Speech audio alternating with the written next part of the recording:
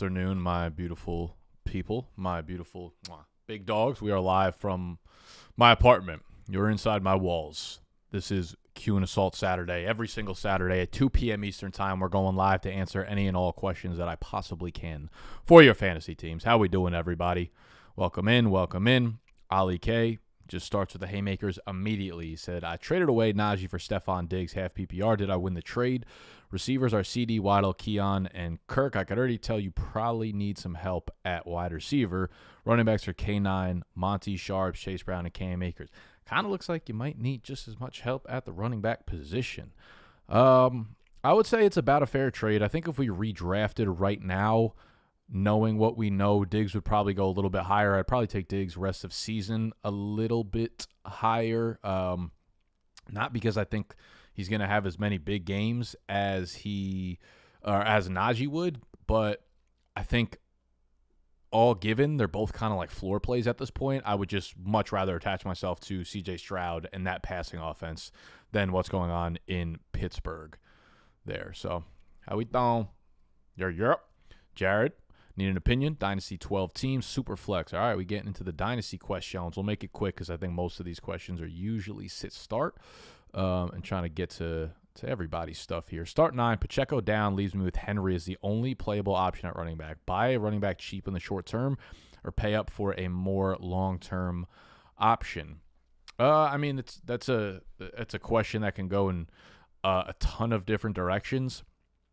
I think in Dynasty, if you're just trying to plug a hole, going short term is a pretty good idea because you don't have to pay up for a player like a Jordan Mason to an extreme level. Like, obviously in redraft, you have to pay crazy prices for a Jordan Mason, but people who have Jordan Mason are probably trying to flip him for like a lot of times good hole players you can get for like a late second, right? It's like sucks giving up a second round pick, but a player like him could be the difference between, winning 5 games over the next 6 weeks and winning 2 or 3 of them. So I would target someone like that. I would target Jordan Mason in particular probably in this situation and see, like, 100% you're not giving up a first. I would be really hesitant to give up anything in the beginning part of the second round. Realistically, obviously, you'd love to give up a third, but I don't think you're going to be able to convince anybody to give Jordan Mason up for a third right now. If you had to give up the 2, 9, 10, 11, 12 for Jordan Mason, I don't think that's the worst idea. But those are the types of players I'd be looking for. Ones that if you know you're giving up a second for a short-term plug, like they're giving you some high upside shit out the rip. Don't be chasing like someone that might be the starter. Like, don't be chasing a Cam Akers for a second-round pick right now because Joe Mixon might be back. Cam Akers might not be good, like all that kind of sheesh. McClash, he says, start 2, flex, full PPR. We got Jerome Ford against the Giants, Christian Kirk, Thielen, McLaurin, and Lockett. Okay, interesting little conundrum we got here. I would definitely throw Lockett out of there. I think with Jerome Ford, it's a little bit tough coming off of last week because we got Deonta Foreman kind of like out carrying the shit out of Jerome Ford. It came out of nowhere, but they got a great matchup against New York, who looks like they're probably going to be without Brian Burns. You got Christian Kirk, who's obviously floundered each of the last 2 weeks and has people on super duper tilt right now. Gets a decent matchup against the Bills, who are going to be without Teron Johnson, probably their best cornerback right now. But it's just a tough place to play. Like, traveling up there to Buffalo, they're big favorites. Their defense is so far outperformed everything else. I wouldn't be surprised if we saw a Kirk bounce back week. Thielen obviously gets Andy Dalton inserted into the lineup. My instinct would go to Jerome Ford as one of the plays. I also would like to see what this Carolina offense looks like for a week before throwing the skill players back in there. Obviously, we saw Dalton, have a good game last year. He also attempted more than like 50 pass attempts in that game. Can't be any worse than what they had with Bryce Young. But still, if Deontay Johnson is the one who gets like 9 targets and Thielen's left with such a shitty floor play, it's not great. McLaurin obviously is not really getting fed, but they got a good matchup against Cincinnati where they're probably going to throw the ball a lot. If I had to choose between the last 3 receivers, Lockett's out of the picture for me, I think I would give it a slight lean to Terry McLaurin for like the squeaky wheel effect. Christian Kirk right behind him, and then Thielen's probably my third option. I think Kirk is really close to Terry, because Evan Ingram's going to be out again. And we've also seen Kirk with Trevor Lawrence to the point where he can't just simply become a non-factor there. I don't know if teams are game planning for the middle of the field and they're like, yeah, we're going to let Gabe Davis and a rookie beat us, or what really the case may be. I just think the offense is a little bit stagnant. It's a little bit stale right now. So I think Kirk is right behind McLaurin. I would pick between those two. Ali K said, start 2, half PPR. We got Akers, Diggs, and Waddle.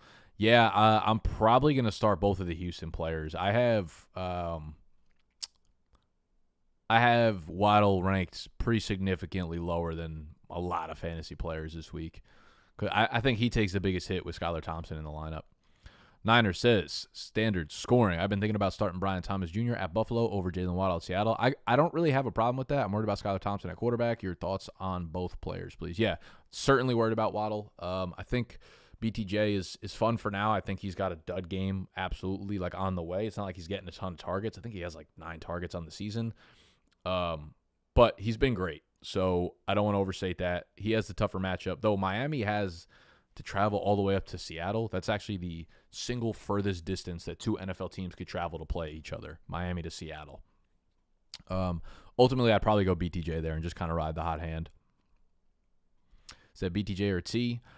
Listen, in leagues that I got T. Higgins, which I'm literally playing in one redraft league and I have T. Higgins and he's a fucking cone, I'm going to start T. Higgins. The matchup is crazy, and from all accounts, it sounds like he is a full go.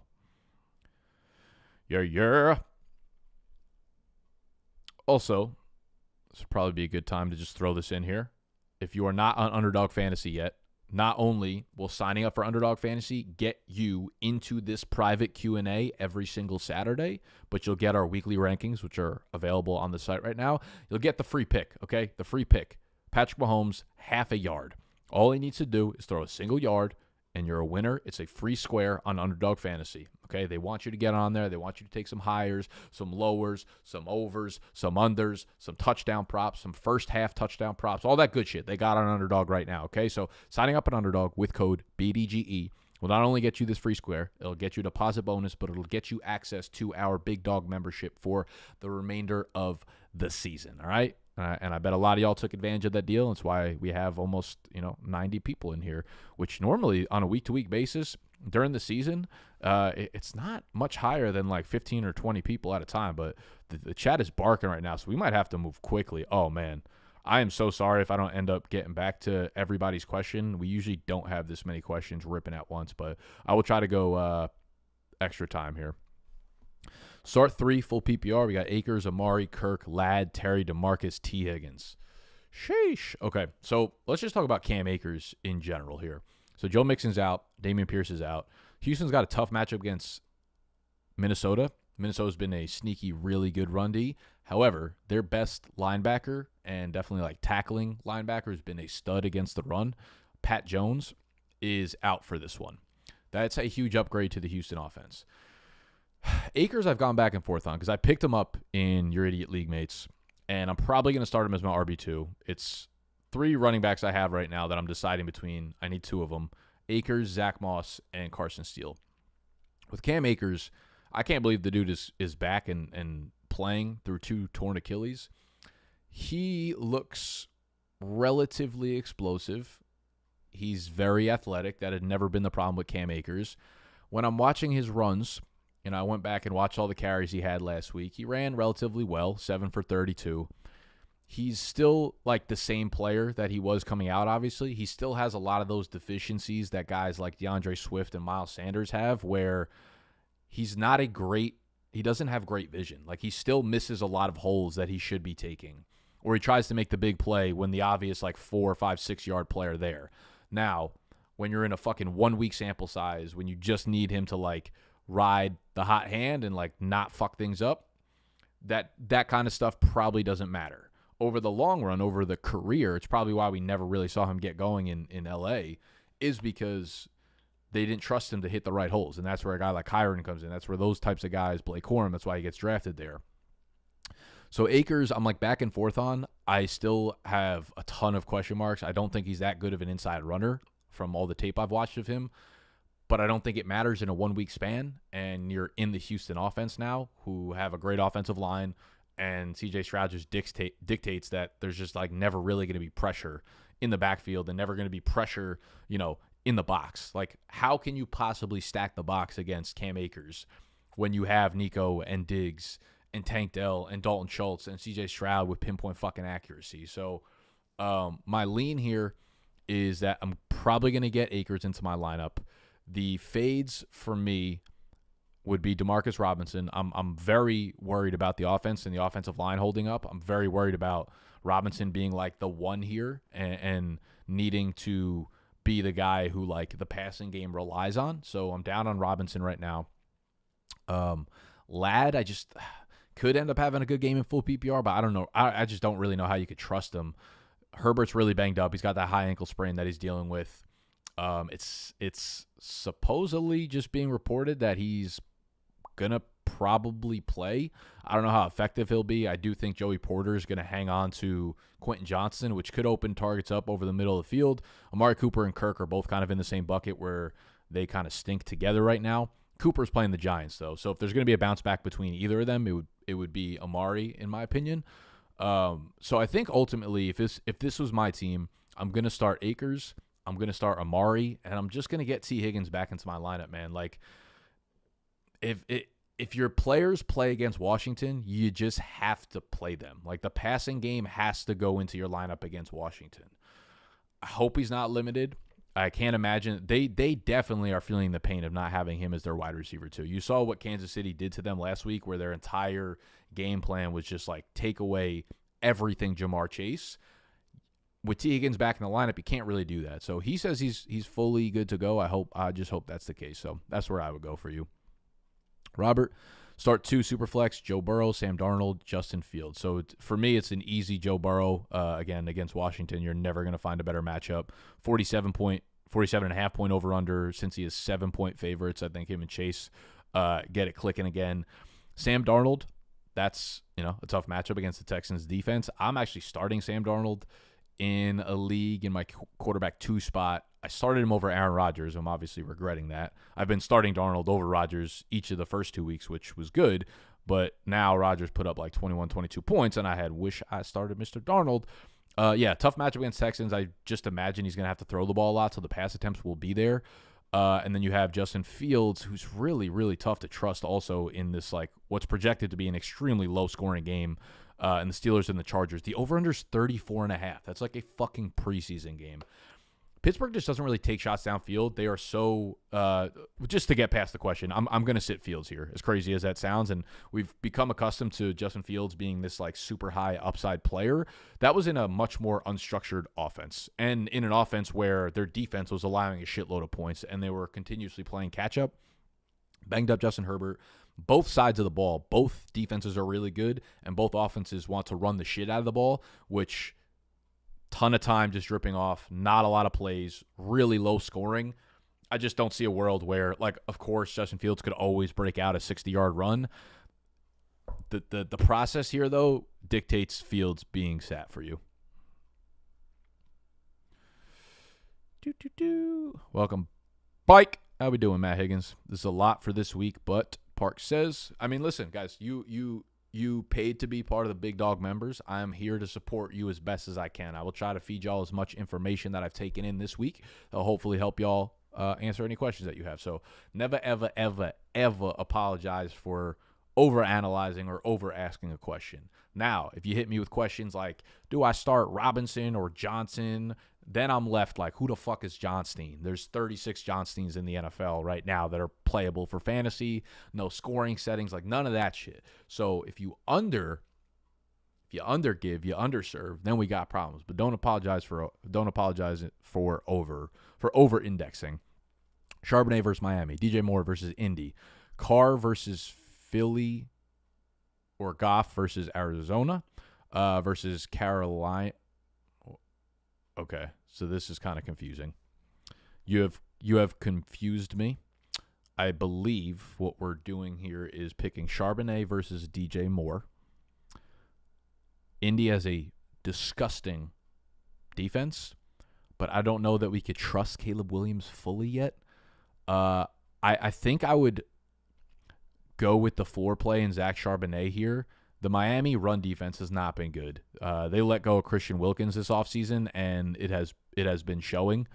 So what I would do here is run with Zach Charbonnet, who's been playing on 96, 97% of snaps for Seattle, while Miami has to travel all the way to Seattle. Very, very, very long flight for them. So I'm going to go Charbonnet here. And then the next question is Derek Carr versus Philly or Goff versus Arizona.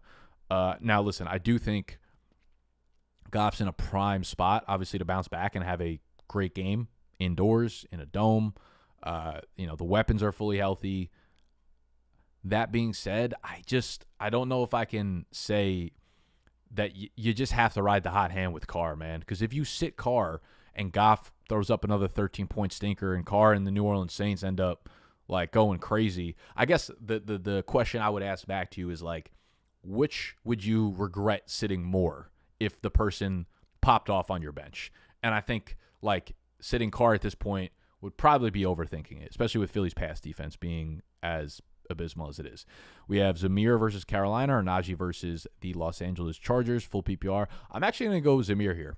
Najee should get a decent amount of work, but the Chargers' run defense has been great. Carolina's run defense is atrocious. I think this is like a nice bounce-back game for Zamir. Not a bounce-back game, but this is like going to be one of his few good games, usable games this year. So Zamir is going to be in my starting lineup. Carolina's obviously down Derek Brown. I believe I just read that their next interior defensive lineman, like their next best player, is also out for this game.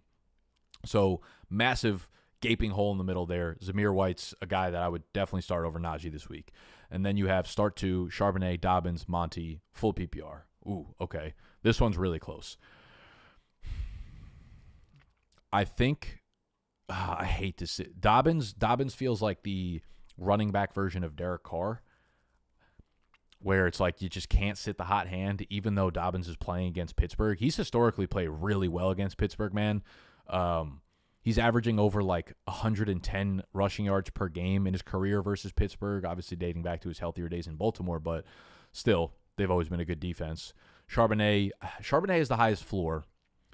I would argue that Dobbins and Monty have better ceilings. Monty almost feels like a Sharpied-in touchdown against the Cardinals this week. Monty feels good. I'm going to get Monty in there. And then it's a really tight question between Dobbins and Charbonnet. Oh, boy. I'm a coward, and I'd probably put Charbonnet into my lineup. Though I do think the like matchup against Dobbins is being a little bit overhyped in terms of what running backs can do against Pittsburgh. So because you have two other really good options, I'd probably roll with them. But other people that are thinking about Dobbins in their lineup, or even Parks, if you feel strongly about Dobbins, I don't think you'd be crazy for starting him in your lineup here, but I probably personally wouldn't. Got offered a big trade. I give Gibbs, Cook, Nakua, and McConkey, and receive Jamar Chase, Etienne, Singletary, and Coleman. Which side would you take? I am going to stay with Gibbs and Cook.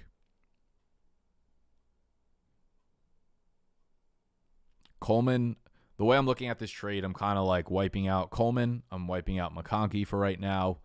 Then we're looking at Gibbs and Cook, Chase and Etienne. Right now, I think Gibbs and Cook are both more highly valued running backs than Etienne. Singletary's like in the next tier. He'll only have good games when they're playing against shitty teams like Washington, etc. Chase is obviously a premier player, but I think I would take Gibbs and Cook, who are probably the number 2, 3, and very close. I think they're closer to a tier of Chase than Etienne is probably to them right now, just with the way the Jacksonville offense is functioning, and Tank Bigsby will be back this week, so I think we will see some sort of a little bit of a splitter committee. And then we have Puka. Puka is going to come back eventually this year, and I realized something. Give me a second to look at something.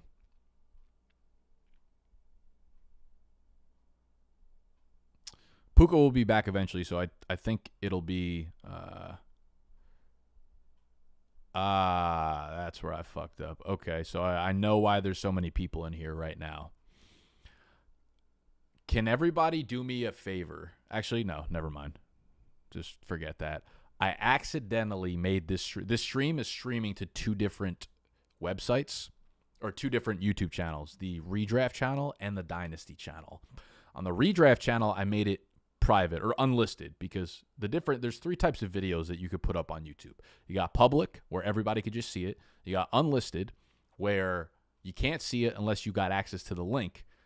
If I give you a link, which I do for the private live streams, you can see it. Or or you have private, where only like the owner of the YouTube channel can see it, no matter if you have the link or not.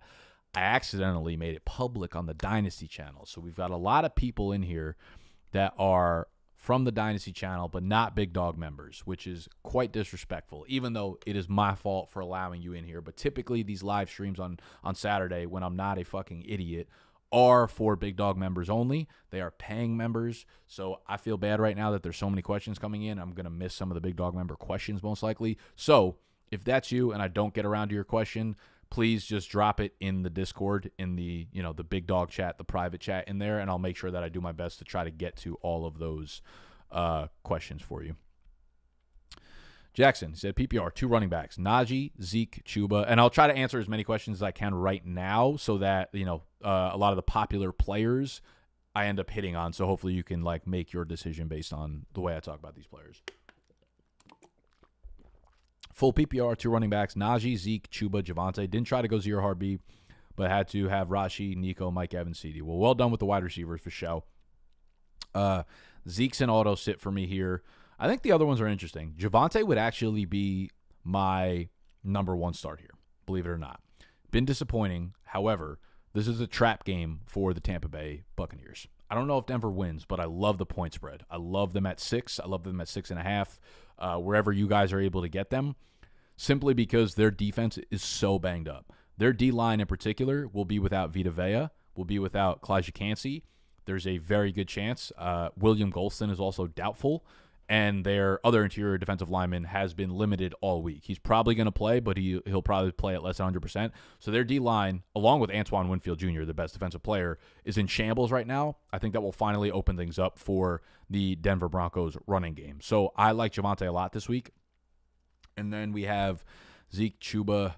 Chuba's another one where, I just don't think I have the fucking nuts to throw him in my lineup until we see what Carolina looks like with Dalton. So for right now, and also Chuba's really not operated as a workhorse that we thought he would. They've given Miles Sanders a decent amount of work. He's not a zero in that backfield in terms of volume. So I'm going to go Najee and Javonte there.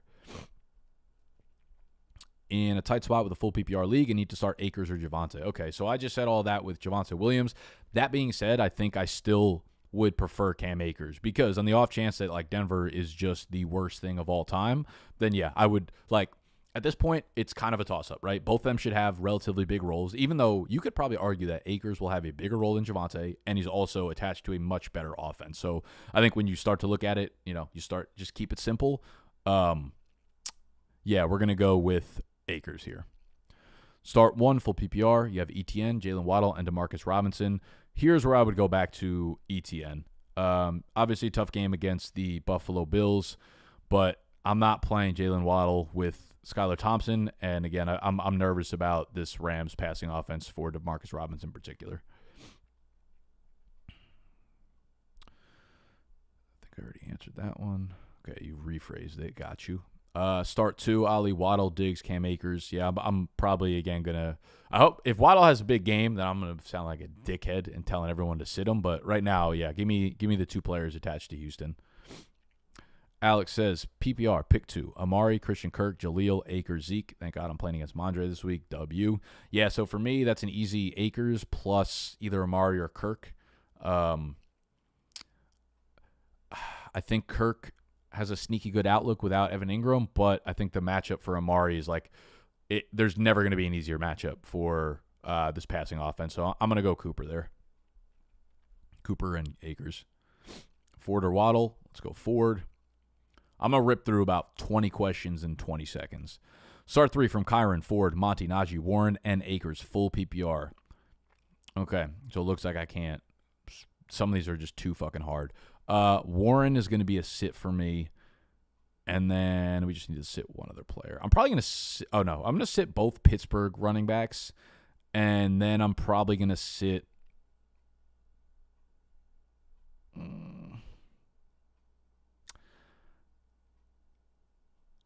Oh man, is it crazy to sit Kyron here against San Francisco with that banged up offensive line? They do have who is it? Kevin Dotson. One of their better offensive linemen are finally returning, but they have like 4 of them on the IR. I would sit both Pittsburgh running backs, and then for me, it's Monty starting.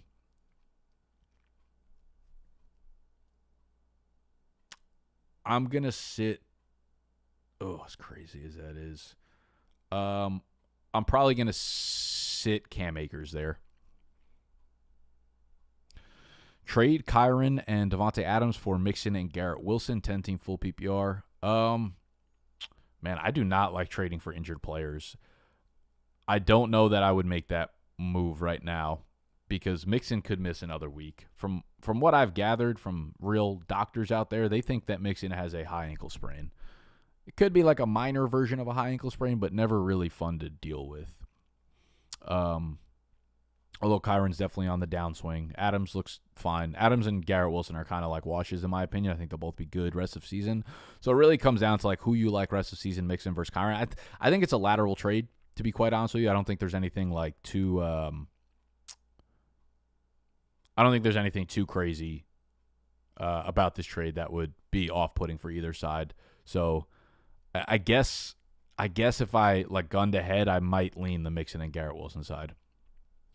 What's up, Codeine? Team currently is okay. You didn't ask a question. PPR Likely or Ferguson? No tight end premium. Okay, so we got Baltimore playing against the Cowboys, and we got the Cowboys playing against Baltimore. Jake Ferguson is returning from the MCL sprain. Man, I kind of think that I would go Likely here. I want to see a game with Jake Ferguson back. Anthony Richardson or Jaden Daniels, 6-point per passing touchdown. That is disgusting. All right, so we got the Colts versus the Bears. The Bears are a great defense, to be honest with you. They got pieces all around, and you got Commanders versus the Bengals. I'm going to go Jaden Daniels here. I like the matchup a lot more for him. In a tight space, my running backs are ass. Love to see it. Full PPR. Got to start 2 running backs in a flex. We got Javonte, Warren, T. Johnson. Am I tripping? Is that Ty Johnson? Right? Ty Johnson, Madison, Downs. Context why my running backs are so bad. My wide receivers are J.J., Collins, Evans, Devonta, Dub. Yeah, I mean, maybe make a trade or something, brother. Got Javonte. Javonte would definitely be my one here. Assuming that's Ty Johnson, unless I'm just not thinking of somebody. Ty Johnson would definitely would definitely sit his fucking ass. Jalen Warren. Madison's got a great matchup against Carolina. I think I'm going to ride the 3 running backs, though. Like, Josh Downs, I think we got to see what his role looks like coming back from the high ankle sprain. It might take him like 2 weeks to ramp up. I'm going to go with Javonte, Warren, and Madison. Anna says, full PPR, start 2, DJ Moore, Nico, Amari, and J-Mo. Ooh, good question. Okay, so, I mean, obviously you're starting Nico always and forever. So we're choosing one between DJ Moore, Amari, and J-Mo. So Amari's got a good matchup, obviously. DJ Moore has a great matchup as well. I would start Moore over Amari Cooper, but J-Mo's got a really good matchup too, and he's got some great chemistry with Arizona. I'm nervous, and I think everybody probably is at this point. I'm a little bit nervous about a floor game for Jameson Williams. Like, you know it's coming. Like, you know the game that Sam Laporta finally, like, has a big game and breaks out. That's probably when the Jameson Williams floor game kind of hits, because Amon-Ra will continue to be involved every single week. So I think ultimately where I would go is Nico and DJ Moore, but would understand if you wanted to start J-Mo over DJ Moore. Matt said, I picked up Cam Akers off waivers. Do I start him this week over Gibbs and Jacobs? My flex spots are JSN, Tank Dell, Rome, and Cam Akers. I actually would probably start him over Rome. We haven't really seen much out of Rome. If he's going to get going, it would probably be this week again against the Colts with Keenan Allen out, but like we haven't seen shit. So I would put Akers over Rome. Start at least 2 from top. Oh, I think we did that one already.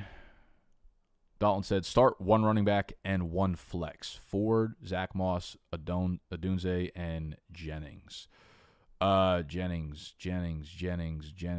Why am I not able to think about who the fuck Jennings is? Who is Jennings? I'm sorry. I could go through so many players, and when we're putting out like Jennings, Robinson, Smiths, fucking those kind of things, we got to get a little bit more. Jawan Jennings. Okay, yeah, you got to be throwing out Jawan in there. Start one running back between Ford and Moss. Ooh, I kind of think they're both good this week. Like Ford against the Giants, Zach Moss against Washington. I think I would lean Zach Moss there. And since you don't need to start a wide receiver, I'd probably sit Adunze. And between Ford and Jennings, yeah, I'd ride out both running backs, I think. Start two: Najee, Chuba, Javonte, Steele, Calvin Ridley. Ooh.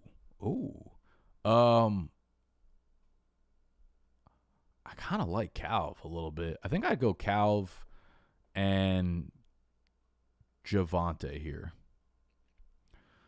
Superflex, 4 points per passing touchdown. Matt Stafford, Andy Dalton in the red rifle. Whew.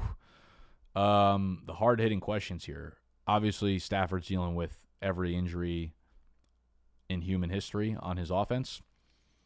Offensive line, weapons. You've got Dalton making his first start versus the Raiders. I mean, the point spread in both games are about the same. They're just underneath the touchdown, 6.5. The over-under for the Panthers game, however, is 39.5. They did just lose one of their best pressure players off the defensive line, which is a nice little boost, I guess, for Carolina offense and Andy Dalton, etc. Man, can I really suggest starting Andy Dalton over Matt Stafford?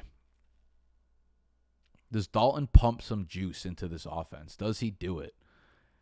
Yeah, I can't believe I'm saying this, but I think I'm going to start Andy Dalton. I don't know if Stafford makes it out of this game alive. PPR, Pickens, Javonte, Dobbins, Shakir, BDGE. I'm gonna play. It's kind of tough between Pickens and Dobbins, to be honest with you. I'm gonna play who I think is the best player of these guys, and say George Pickens. Is it dumb to start Shaheed over London if I really need upside in my matchup? Dude, I don't think it's crazy, man. London, I get it. He had the touchdown at the end of last week, but like that drive realistically never should have happened, and we would normally be looking at like 2 terrible games in a row for Drake London. Maybe they let him open it up a little bit more now that they saw the last drive. This is a 46.5 point over-under. They're at home. But we also did see what the Chiefs did to the Bengals and completely wipe out Jamar Chase. So I don't know that they go into a game plan and say, like, when you're game planning for the Bengals, when it's just their current set of players without T. Higgins, that's a really easy game plan. Like, yeah, we're going to let the tight ends, we're going to let Zach Moss and Chase Brown beat you. Falcons are a little bit different. Like, yes, you could put a lot of pressure on Drake London, but they have other playmakers like Bijan and Kyle Pitts, and even like Darnell Mooney and Ray McLeod are downfield playmakers. So I don't think it's as easy to take out a guy like Drake London, not because of the skill set, but because of the other pieces on the defense. So London this week, I'm kind of looking at as like a low end wide receiver too, which is kind of the same spot that I put Shaheed at. He is red hot. Obviously, they're playing against the Eagles, which can definitely be had in the passing game. I think they're going to play a lot of cover 2 though to really really stop what Shaheed is doing. So I don't think it's dumb by any metric, and I think there are probably a lot of people that would say start Shaheed over London. I don't think I could get there though. Like if it's my team, I'm going London over Shaheed most likely. Waddle, Adunze, QJ, P. Ryan, Worthy, or Akers, full PPR. So if you just need one, I'm going to start Akers. What are we doing with Mason? Yeah, great fucking question. I honestly, I think you kind of just ride this. Unless you have a glaring hole in your offense, unless you're running back heavy and you have a glaring hole in your offense that you could flip for really good value. Like, C-Mac's on the IR, but there's no guarantee that he comes back right away. Like 4 games, but he might need a 5th, 6th, 7th game to really come back from it. And at that point, I feel like Mason's like single-handedly getting you into the playoffs, and you could almost figure it out after that. So, I'm just riding the hot hand of Mason. You know what I'm saying? 2 questions. What the fuck do we do with Christian Kirk? I'm sitting him for Jameson. Yeah, that's the right play. You sit Kirk for Jameson this week for sure. And 2, in a Superflex league with 6 point per passing touchdown, do I bench Caleb Williams for either Steele, Juwan, or DeMarcus? No, you did not. If we're going to see a good game from Caleb in the first half of the season, it's going to be this game against Indy. Chase, he said, half PPR, start 2, Najee, Chuba, Javonte, Steele, Calvin Ridley. I think I answered that one already. What should we do with Cam Akers? Yeah, like I said, he's a borderline running back too. I think you could argue that he's probably top 20 just based on the fact that Pierce and Mixon are both gone, and I think he's kind of like the only one on the roster that they really trust giving early down work to. Dare Ngumbawale, I do kind of expect to work in and catch some passes there. But Akers should get the goal line work in a really good offense. Obviously, Minnesota's defense is good, but they're going to be without Pat Jones, their best run defender. So I think you could definitely start Akers. I will be starting him in one of my leagues, and just hope he either breaks a big play or gets some goal line work. But I think he's a relatively serviceable RB2. Simple one here. Green Bay defense or Chicago defense. All right, so let's look at some numbers. We've got Chicago defense. They're on the road, and they are not favored. They are +1 right now. You have the Packers defense, who is on the road as 3-point dogs. My initial read on this, without looking at the numbers, is definitely a lean towards Chicago. I think they are a much better real-life defense than the Green Bay Packers are. I think the game plan for Green Bay worked last week. Just ride Josh Jacobs to 1 billion carries and hide Malik Willis. That works when you're playing against the Colts. That will not work when you're playing against the Tennessee Titans front 7 and their back court, whatever the fuck you want to call it on a football field. It will not be as forgiving as the Indianapolis Colts. So I'm going to go with Chicago defense here. Strange or Kincaid? I can't believe we're at this point. Yeah, no, I'm still going Kincaid here, though. If Jordan Love plays this week, should I be starting him over Caleb in my Superflex spots? If Jordan Love plays this week, I would be fine throwing him into my lineup. I would also be very surprised if he played this week, though. At a tailgate, start 2. Shots, beer, mixed drink, seltzer, water. Oh.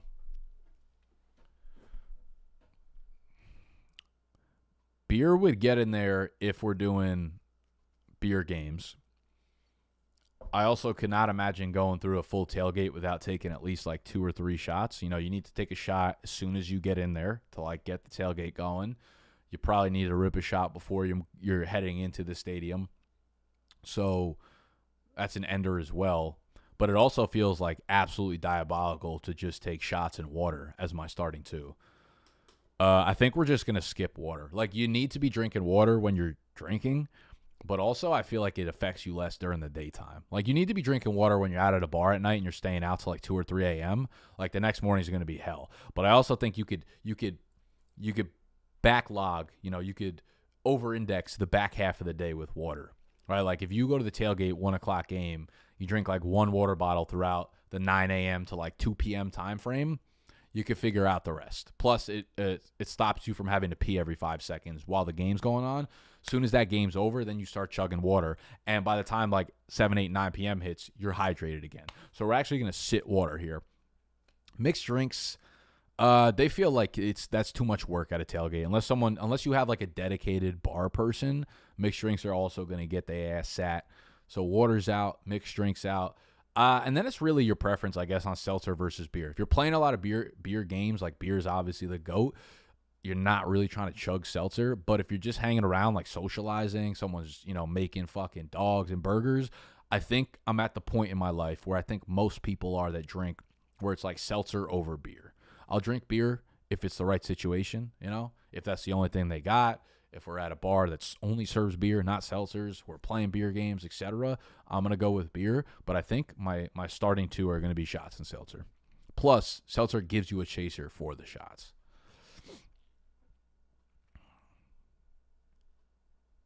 Hope that helped.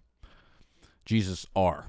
Jesus. Is it Jesus? Jesus. Is anyone's name that's spelled like Jesus actually Jesus or Jesus? It feels like borderline. Like, I don't give a fuck. I'm not religious.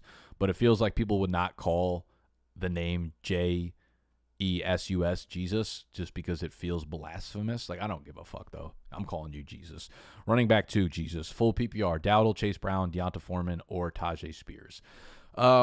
Spears, I think, is like impossible to put into your lineup right now with the ankle injury and with his lack of work. Though I do think I will say the committee between Pollard and Spears, I think, has been overblown. I think Pollard got a lot of work in the first game. I just think that's how the game script went. I think they were just riding the hot hand, and then Spears got hurt the next game. So I don't think we ever got like a fair crack at seeing what this committee was going to look like over like a month span.